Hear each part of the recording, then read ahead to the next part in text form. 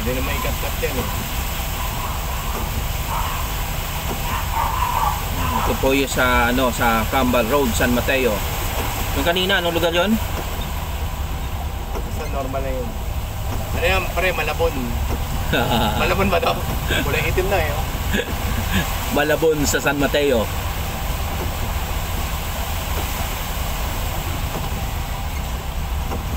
Hindi pa malakas ang ulan yan.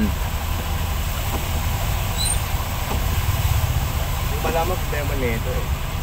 Ano pa yan? Bagong gawa yung drainage yan, di ba? Water level ba problema nito? Kasi kung gano'n, ang igagastos mo nito, tataas mo yung kalsada. Diba? Naiipon yung tubig eh. Inuring yung tubig sa drainage.